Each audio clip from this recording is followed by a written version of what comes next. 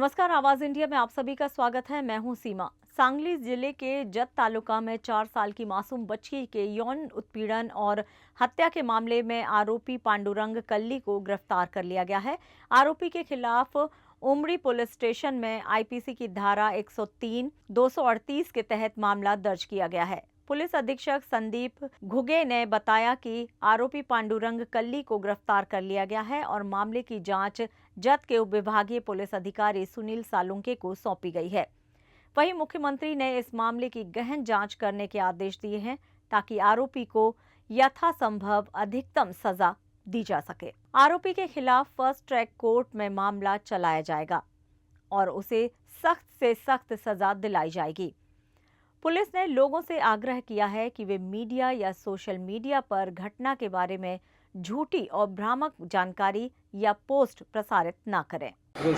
काल दिनांक 6 फेब्रुवारी 2025 रोजी जत तालुक्यात खरजगी या गावामध्ये एका अल्पवयीन मुलीवर अत्याचार करून तिचा खून केल्याचं दिसून आले।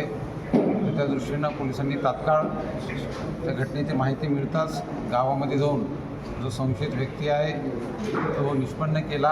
त्या आरोपीला अटक करण्यात आलेली आहे आणि त्या ठिकाणी उमदी पोलीस स्टेशन इथे गुन्हा क्रमांक 26/25 हा दाखल करण्यात आलेला आहे।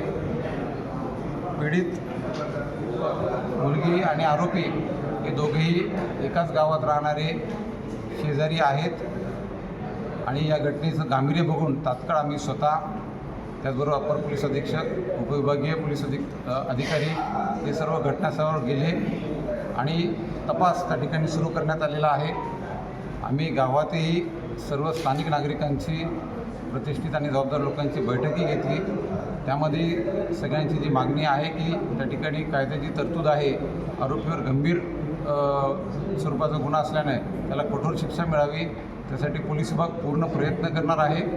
आम्ही फास्ट ट्रॅकवर ही केस चालवण्यासाठी माननीय कोर्टालाही विनंती करू आणि लवकरात लवकर सर्व ठोस पुराव्यांवर आधारित दोषारोपपत्र मान्य कोर्टामध्ये आम्ही सादर करू। या ठिकाणी माझं सर्व नागरिकांना आपल्या माध्यमातून आव्हान असेल की कोणत्याही स्वरूपात पीडित मुलीचं नाव असेल, ओळख असेल, हे आपण बाहेर येऊ देऊ नये, प्रसारमाध्यमांमधून ते पाठवू नये।